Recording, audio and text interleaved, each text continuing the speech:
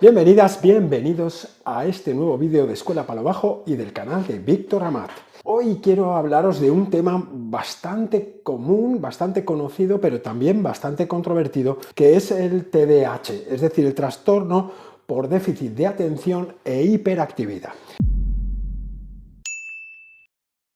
Primero de todo hemos de empezar definiendo un poco a qué nos referimos por trastorno. Cuando estamos hablando de problemas psicológicos o emocionales o de funcionamiento, diríamos, neurológico, es importante matizar que cuando hablamos de un trastorno como el del déficit de atención e hiperactividad, nos estamos refiriendo concretamente a una suma de síntomas. Una suma de síntomas que cuando los juntamos a eso le vamos a poner un nombre. El nombre es el trastorno de hiperactividad, déficit de atención e hiperactividad. ¿Cuándo se puede considerar que una cosa es un trastorno? Bueno, cuando hablamos sobre todo en términos psicológicos, un trastorno sería cuando eso causa problemas a la persona para realizar su vida cotidiana o bien causa problemas al entorno de la persona. Es verdad que durante muchísimos años este problema ha sido visto como un problema, ¿no? Un tipo de funcionamiento neurológico diferente como es el del trastorno del déficit de atención.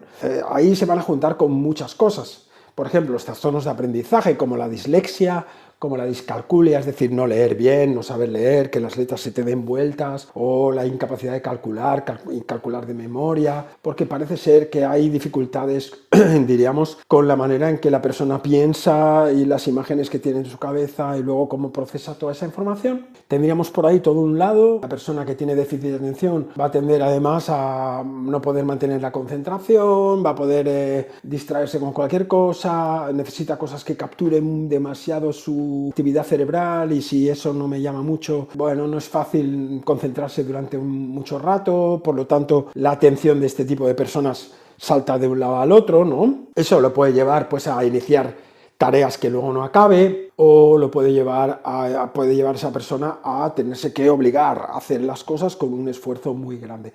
En ese sentido, se ha colocado dentro de los trastornos de aprendizaje, pero bien, no sería tanto un trastorno de aprendizaje como un funcionamiento cerebral un poco diferente. Todo eso se está intentando estudiar y es difícil decir desde una perspectiva científica muy bien a qué nos estamos refiriendo con ese problema. Lo importante es que sí, es verdad que cada vez hay más chavales, más chavalas, cada vez hay más personas que descubren que tienen este tipo de funcionamiento, ¿vale? Donde me distraigo, donde necesito concentrarme en cosas y me resulta muy complicado, donde tengo un nivel de ansiedad muy alto, precisamente porque la sociedad me está pidiendo un tipo de, diríamos, de funcionamiento que no soy capaz de hacer. Si a eso además le sumamos problemas de impulsividad, tengo un poco de dificultad para mantenerme los impulsos, incontinencia verbal, igual no me doy cuenta de cuándo tengo que hablar o dejar de hablar, o a lo mejor tiendo a tener relaciones muy intensas y no sé vivir sin tanta intensidad. Todo esto sería más o menos lo que estaríamos hablando de este trastorno de déficit de atención e hiperactividad. Como sabéis en mi canal no pretendo daros una charla demasiado chapa sobre el tema, simplemente que nos hagamos una idea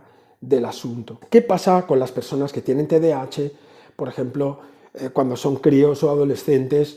Pues claro, van a tener problemas de aprendizaje porque la escuela está diseñada para críos más normativos, para personas que son más normativas, es decir, que no tienen esta diferencia procesual. En otros contextos, un crío o una cría que tuviera déficit de atención e hiperactividad podría funcionar perfectamente. Es decir, que si pudiéramos hacer las clases en un polideportivo o en un campo yo qué sé, en un campo de lechugas, probablemente para esos críos pues puede ser más interesante moverse. La escuela no está diseñada para este tipo de chavales. A pesar de que se han hecho grandes avances y cada vez los docentes tienen más en cuenta este tema, los que tenemos hijos así o los que hemos sido así en nuestra infancia, sabemos que no es fácil tener a un crío o a una cría, diríamos, sentado en una silla tantas horas, ¿no? Manteniendo ese tipo de esfuerzo. Este tipo de funcionamiento divergente, como es el trastorno por déficit de atención e hiperactividad, va a generar muchos problemas en la escuela y en el instituto. ¿Hay que medicarlos? ¿No hay que medicarlos? Mira, esto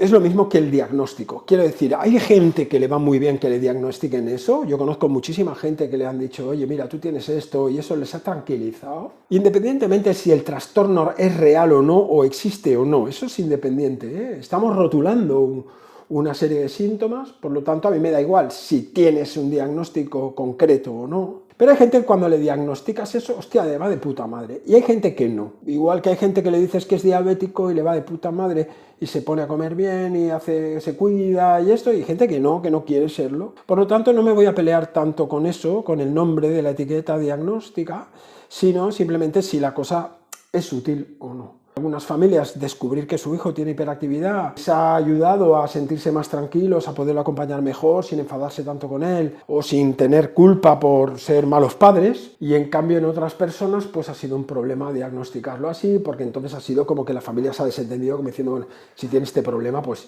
ya se arreglarán o ya le darán una medicación o lo que sea. Bien, como os decía antes, cuándo medicar y cuándo no, eso también es una elección bastante familiar, porque claro, bueno, familiar, o si eres un adulto mayor de 18 años también puedes decidir tú, ¿eh? Quiero decir, la medicación no deja de tener algunos efectos secundarios que no son demasiado deseables, aunque si bien es cierto que los psiquiatras la venden muy bien y te dicen que hace 30 años que se da este tipo de medicación y que está muy bien seguida. Bueno, la medicación puede ayudar a mejorar los resultados en la escuela o los resultados en determinados trabajos, por ejemplo, si tengo que hacer unas oposiciones o si tengo que hacer unos exámenes, ¿no? Puede ser un buen recurso la medicación. Yo creo que hay que consultarlo bien, hay que meditarlo bien y hay que ver si la medicación puede ser o no algo que funcione bien para esa persona y para esa familia, para esas personas que están sufriendo, diríamos, la inadecuación del trastorno en una sociedad donde queremos a la gente más quieta. Obviamente la práctica deportiva, deportes así, pueden ayudar mucho para este tipo de criaturas en un momento, diríamos, de la infancia, pero cuando uno se descubre como adulto que ha sido así, aprender a decirse a sí mismo, bueno, pues tío, soy un poco hiperactivo, no voy a ser tan ordenado como otro, o no voy a ser tan pulido como otro, o no voy a acabar mis trabajos como otro, ¿no? De ahí me voy al último punto que quería hablaros hoy, y es de las ventajas que tiene ser hiperactivo, que tiene, y muchas, ¿no? Por ejemplo, una persona con hiperactividad puede hacer, es multitasking, puede hacer muchas cosas, puede ser más creativa que una persona que no lo es, puede tener así mismo, como tiene mucha impaciencia, puede ser más resolutivo en tiempos cortos, ¿no? Como de resolución de problemas en momentos de crisis. Por ejemplo, en un caso de apocalipsis zombie, yo prefiero tener un compañero que sea hiperactivo que un compañero que no lo sea, ¿no? Porque es mucho más rápido, ¿no? A la hora de pelear con un zombie o a la hora de prever dificultades que pueden aparecer. Por lo tanto, es importante que nos conozcamos, es importante que nos reconozcamos, que nos demos cuenta de cómo somos. Si miro en internet o si hablo con un profesional y veo que puedo estar encajando en este tipo de trastorno, y lo digo entre comillas, porque es algo que bien no está muy claro que exista, pero en esta suma diríamos, de síntomas, pues igual lo bueno es conocerse, lo bueno es no exigirse ser, diríamos, normativo, pensar que tienes una condición neurológica de neurodivergencia, es decir, funcionas diferente, y entonces intentar sacar, diríamos, el mejor partido posible de esa creatividad, de esa impulsividad, de esa manera de vivir la vida de una manera tan intensa, que por otro lado te va a hacer sufrir un mogollón y vas a tener más ansiedad que otro. Así que si tienes en cuenta todos estos datos, espero que este vídeo te haya servido, y si piensas o a tu alrededor tienes a alguien que más o menos le puede estar pasando algo como esto, pues mándale el vídeo o suscríbete a mi canal y nos vemos en muy próximos vídeos. ¡Hasta pronto!